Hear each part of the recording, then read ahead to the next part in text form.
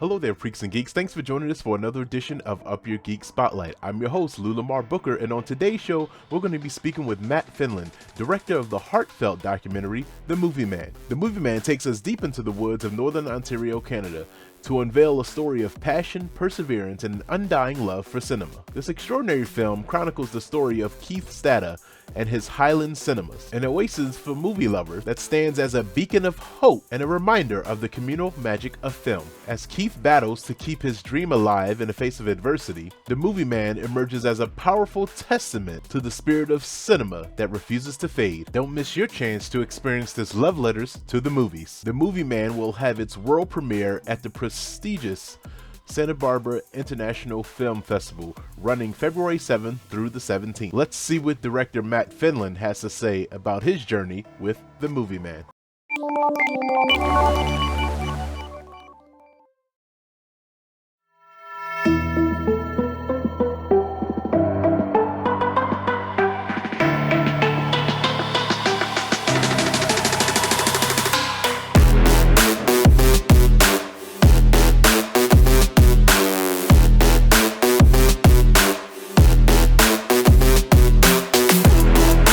Welcome to a very special episode of Up Your Geek Spotlight, where we dive into the heart of cinema, exploring the stories behind the screen that captivate our imaginations and bring us together.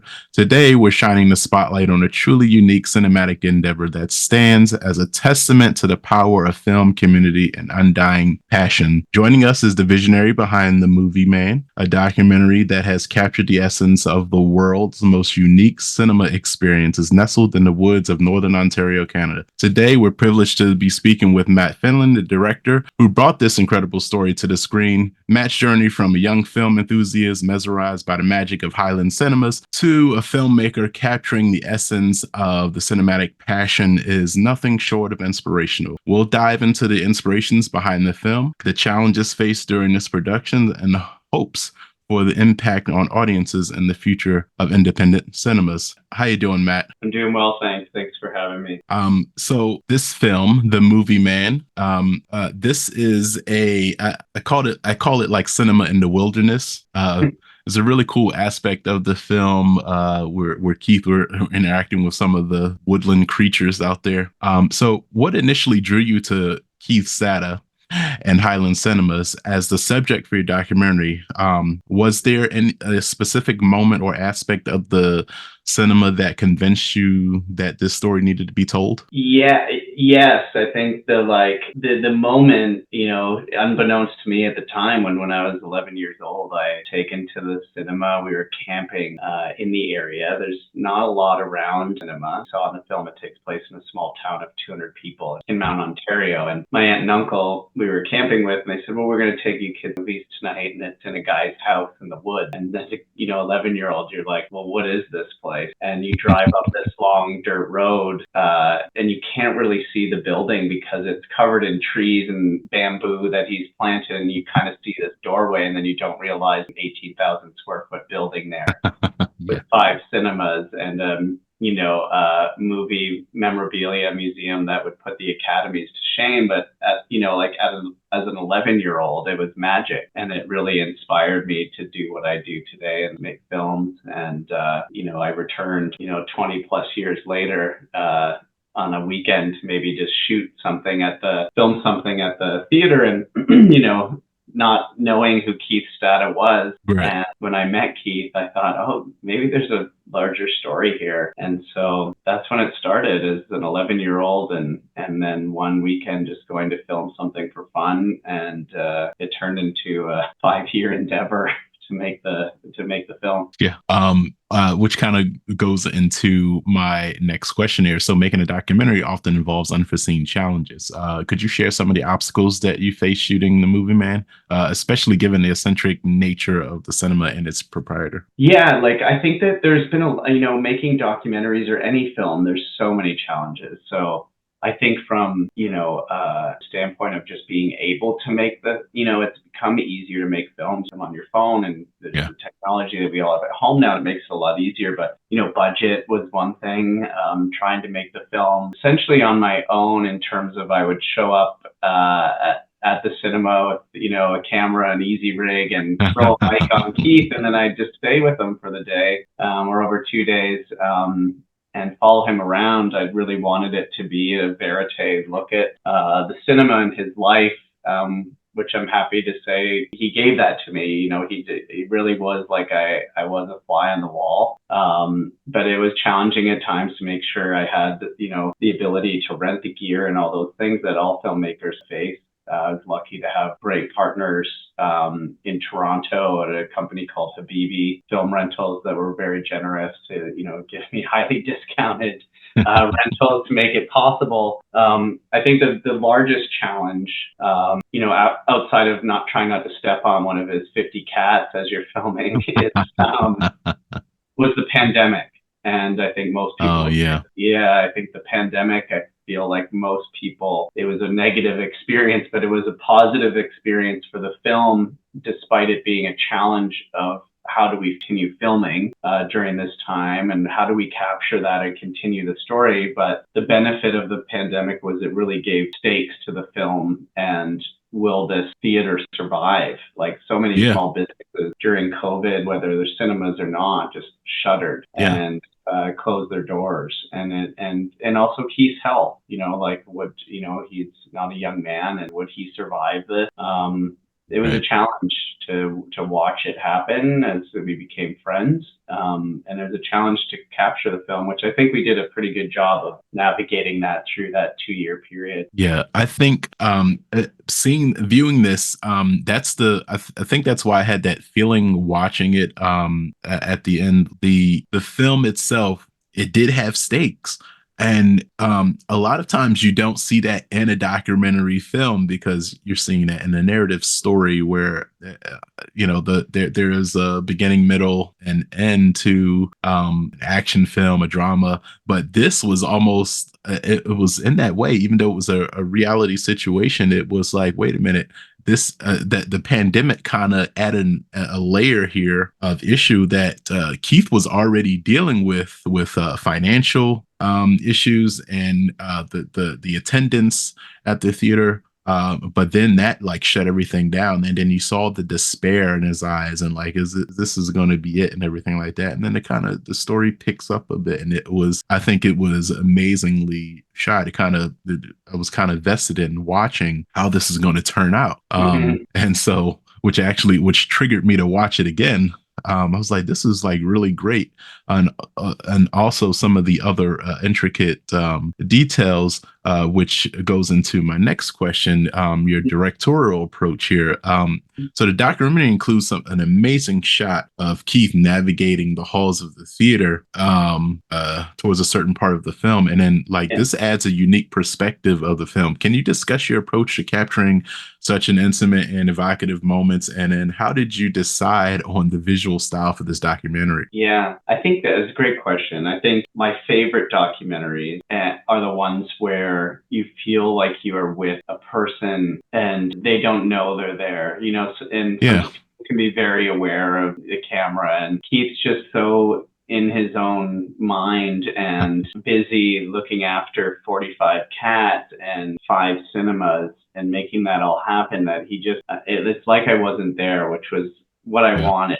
I really love verite filmmaking, and it takes a lot longer. It takes a lot of patience. But it really worked out. I think that's the style I really wanted to make the film in, and it worked. And it did.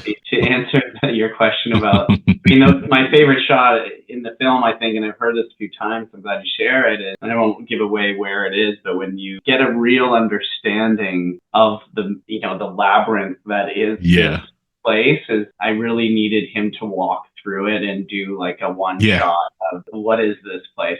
I think, if I had, looking back, a little bit more budget and things, these are a couple things that you won't see in the film, but he has there's like bookcases that have lenses on the thing, and it's a classic like hidden bookcase that turns around, opens up to reveal the office. There's such tight spaces that I couldn't get them in that one shot, but I really did love that, because you can kind of, without being there, how do I showcase what this place is? So that shot I'm really proud of, which, you know, people who watch the film, Keith is sort of, I don't know how to politely say that he's, you know, he can be a little bit rough on the outside, soft on the inside, but making him do that walk a couple times to get the one shot successfully, you know, didn't please him.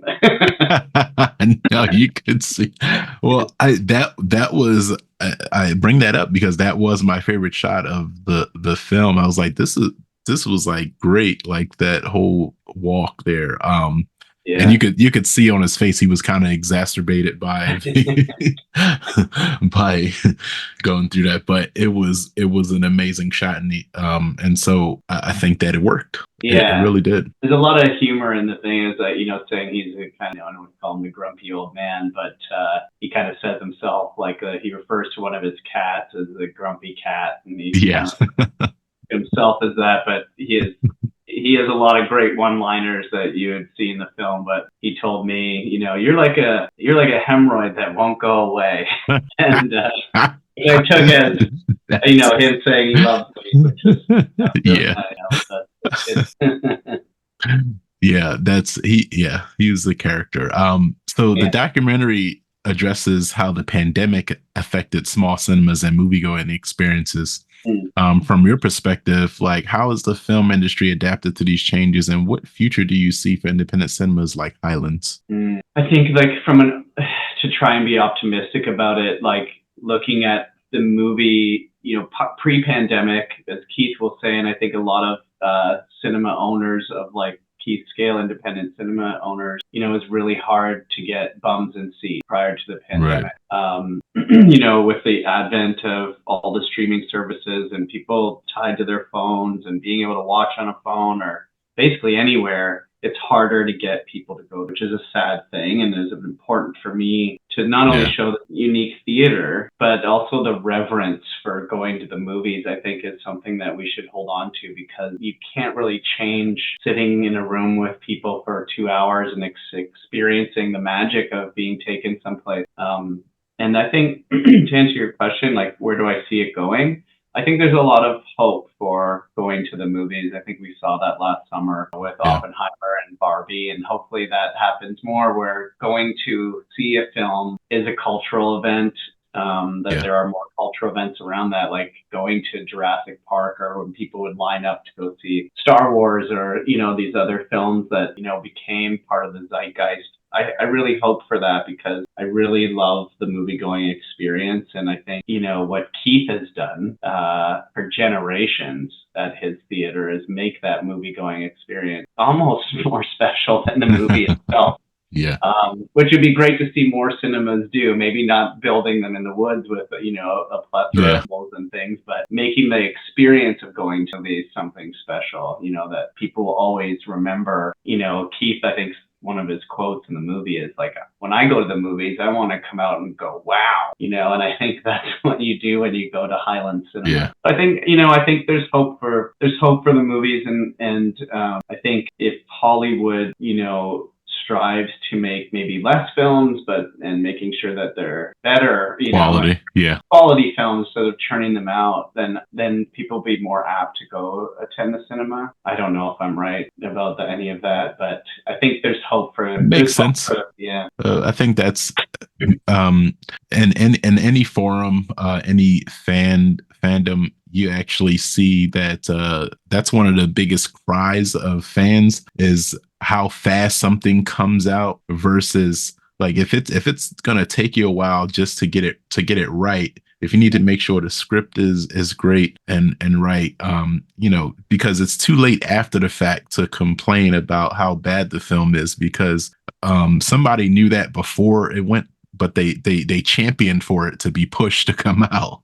Yeah. But if you take your time with something and develop the story, make sure you have everything, all those dominoes lined up for the perfect fall. It's fans appreciate that. They're, you know, something that I've seen rapidly is, especially with my audience, is when you see things brought out and it's like, oh, they're, you know, they just announced that they're filming X movie, and then it's going to be out, January 25, and everyone's like, wait, that's kind of fast. Like you're going to do this big Yeah. budget film, and you're going to bring it out in less than a year.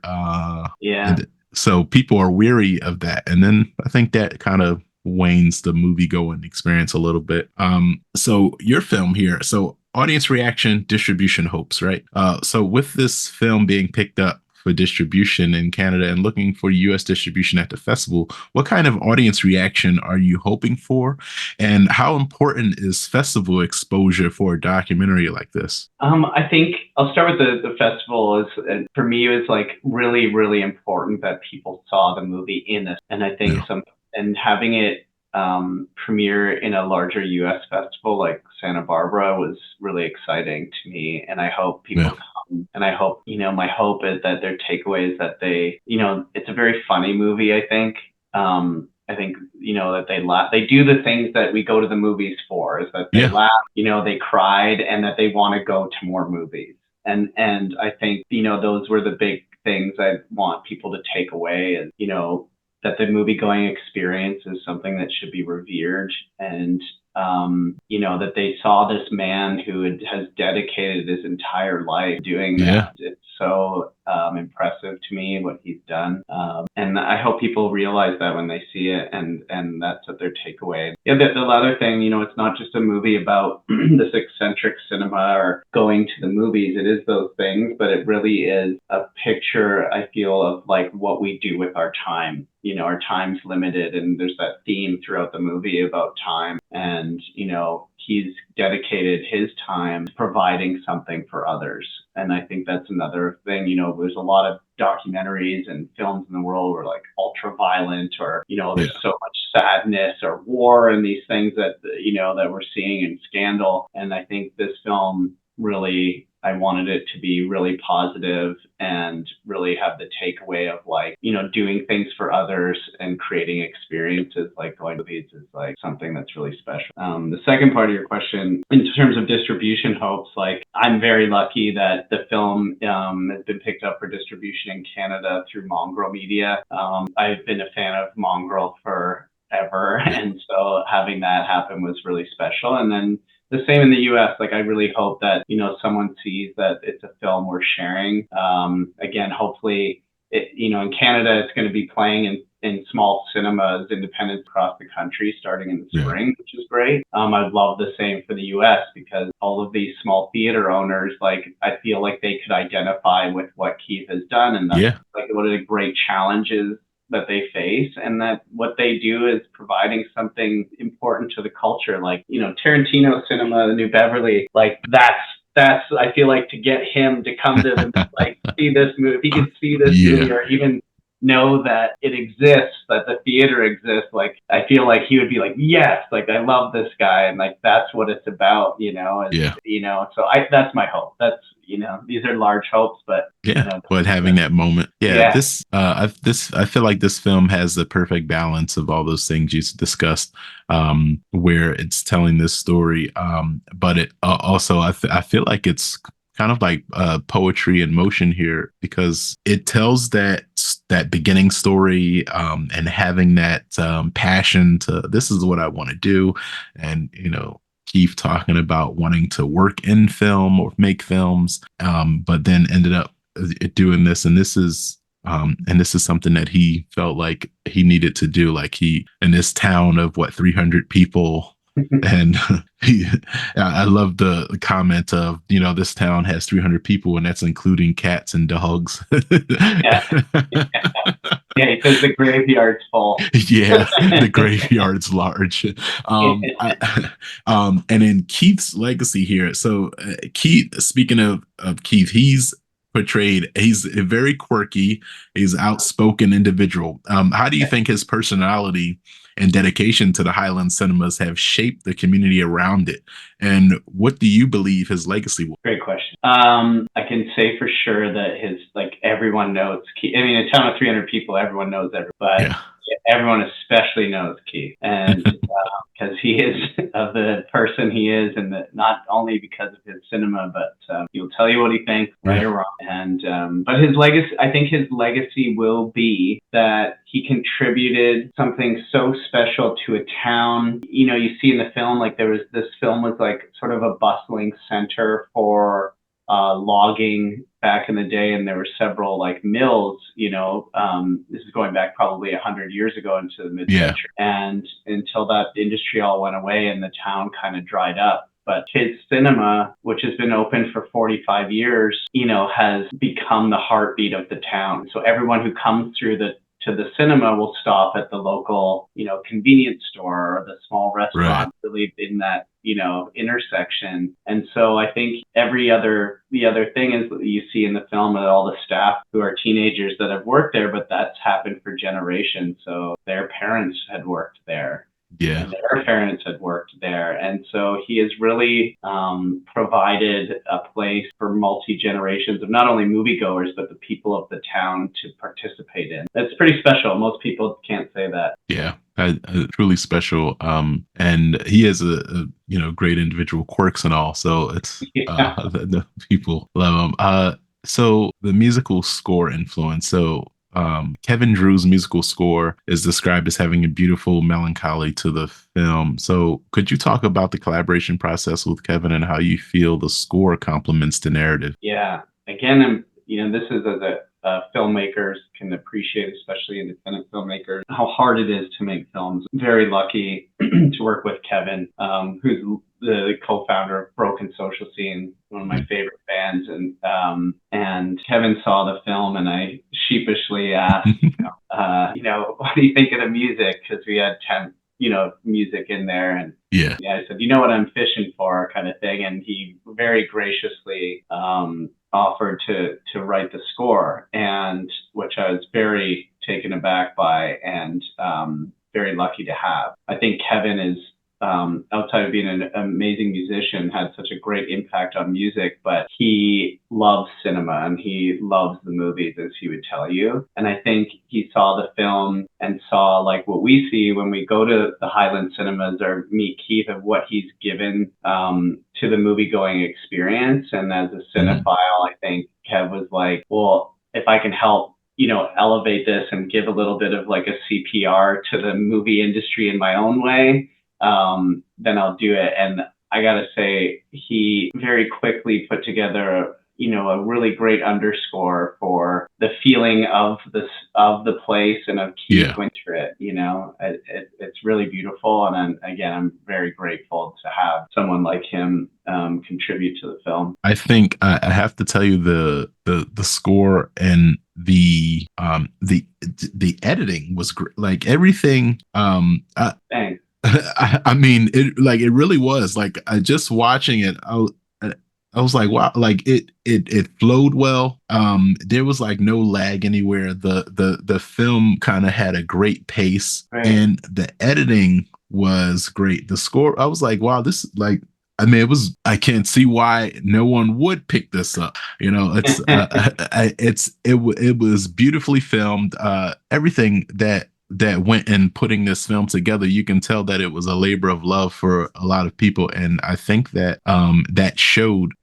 It shows in this film for sure. So thank you. I should shout out our editor James Yates, because I gotta tell you, it was no small task to take 5 years of footage.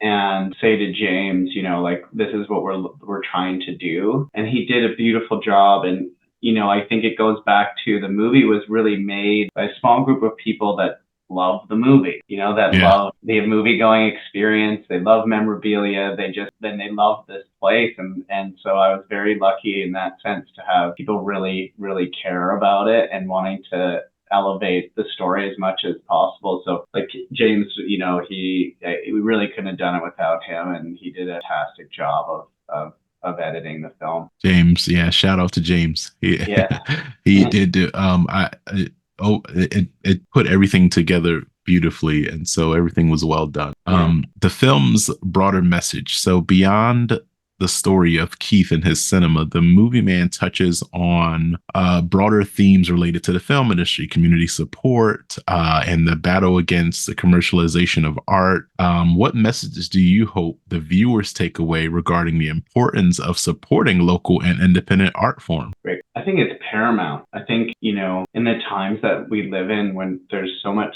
clutter and strife in the world and things can get really foggy, Yeah.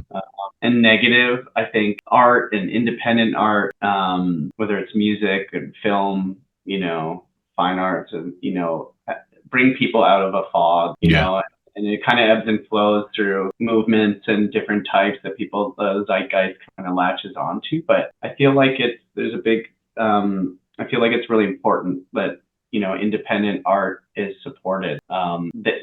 Keith to me is an independent artist. He is, he really has, the place it literally is a museum. But if you look close enough, and he'll say this many times to me and to people, if you look close enough in those cases that he's curated, there's a larger story there. It's not just memorabilia from the 80s. It's not just the 70s. There's a larger story there. And it's people like that. To me, they're magicians, like whether it's a Kevin Drew, who's like a composer or musician, and they have this great gift to, with like a magic wand, to create something that, can change your life.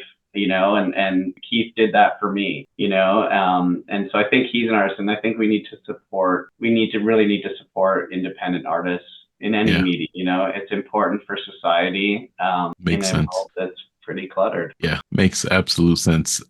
It's a thing, which is again one of the reasons why we kind of do this. So, for personal reflections, after completing The Movie Man, has your perspective on filmmaking or the cinematic experience changed in any way? And what insights have you gained through the process of bringing this documentary to life?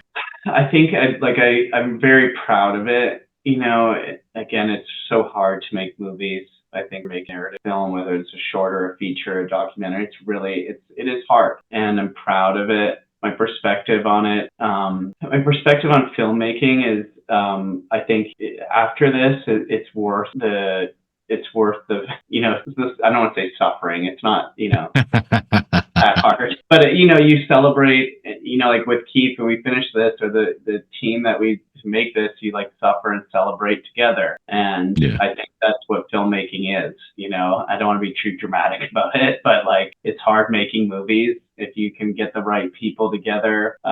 If it's your film, that people to get on board with your vision and support what you're doing, and overcome the trials and tribulations of making it, and it turns out, it's great. I would do it again. Maybe not for 5 years, but it was a long haul, but I'm very proud of it. I'm glad that story has been sort of solidified in history. And that hopefully people in 20 years from now can kind of look at it and be like, wow, this place. It is one of those. I definitely would like to travel to see this. Have to. Theater. There's no way that I don't do it. Have to. I really enjoyed it. Matt, so going to this festival is a huge deal for you. What's next for you? What's next at the festival or after the festival? What's next at the festival? Yeah. Tell the people what's going to happen, and then what's coming after. Okay, so I mean, I'm really cautiously optimistic about the festival. I'm excited to go. Kevin will be joining me as well, which I'm grateful for. And that people come to the movie. I just want to see people watching it in a theater. I feel like that's great. Anything else is icing on the cake. Honestly, I try to convince Keith to come, but I think when people watch the movie, he doesn't move too far. And so he's like, I'm busy. He would like to go, I think, reluctant, but I really hope people watch it and they like it. I really hope they see, again, the things we spoke about taking away, like the humor and the heart, and again, that importance of the movie going experience and the magic of it. Afterwards, I have a production company in Toronto called Door Knocker Media. We found ourselves, most of the work that we do, we work with a lot of celebrities and their philanthropic endeavors, which we've been really lucky to work with some really amazing people that really care about what they're doing, and to change the world and make it a better place. And so we have some exciting projects. I can't fully divulge right now, but I'll be excited to in the future. You know, you go back to the film and what Keith talks about that right at the beginning is, time it is. Yeah. You got to make the most of it. So I'm really lucky to be able to work for a living, creating content and films that, hopefully have an impact in a positive way. That's what we want to do, and that's what we're gonna keep on doing after this. Awesome. Any specific days or time that this film will be playing? Yes, so at Santa Barbara, the film will be premiering on February 12th. It's an evening screening, I think around 8 p.m. Yeah, it's going to be great. We're going to have a Q&A after the first screening on the 12th. And yeah, I hope lots of people will come and check it out. All right. Don't miss your chance to experience the love letter to the movies. The Movie Man will have its world premiere at the prestigious Santa Barbara International Film Festival, running from February 7th to the 17th. Join us in celebrating the art of filmmaking, the resilience of independent cinemas, and the community that keeps the magic alive. Catch The Movie Man at the Santa Barbara International Film Festival, and let's reignite our collective passion for the silver screen together. Hello there, freaks and geeks. Thanks for joining us for this special edition of Up Your Geek Spotlight. If you'd like this video and would like to view more like it, hit that subscribe button and grab that notification bell so you don't miss videos like this in the future. Like and comment on this video and join us on all of our social media platforms. Don't miss The Movie Man, a captivating documentary by director Matt Finlin, premiering at the Santa Barbara International Film Festival, February 7th through the 17th. Its premiere dates are February 12th and 15th at the Metro 4 Theater. For screening details, visit the festival's official website. Experience this love letter to cinema that is The Movie Man. Here is the official trailer. Early theaters were built for the architecture and the beauty and to just transform people to another place. They had this few minutes in the dark in this beautiful cathedral. Today it's just like advertising, plastic seats, and crap.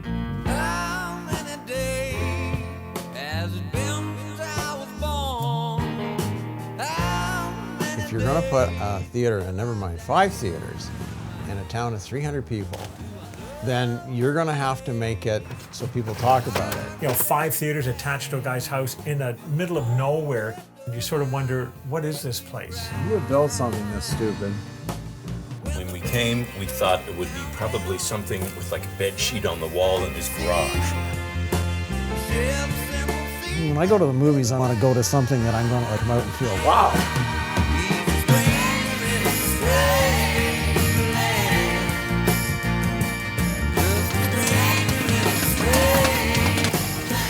Dinner to have popcorn. You guys like popcorn, don't you? It cost me $75 a week to feed the bear. If you don't give him food, he's in here putting garbage bills. I started building the theater in '75, and we actually got it open in '79, and it was just a single screen. In '86, I decided, well, if we're going to sit around for one little theater, we'll add another one. The last couple of weeks, it's been maybe 2 or 3 people in a theater, Because starting next week, it's one show, period. That's it. Our audience has declined over the years, and I realized that the way things are changing, there will come a day when the movies won't be practical. Time is an interesting thing. Can you travel in it? Probably be fun to go to the future and see how this all turns out.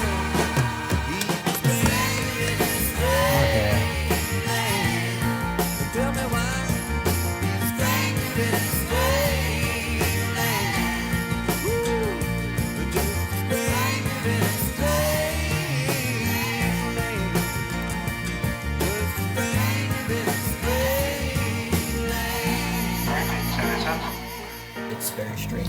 It's a strange draw. What the future holds for that place, I don't know. Figure something out. Show must go on.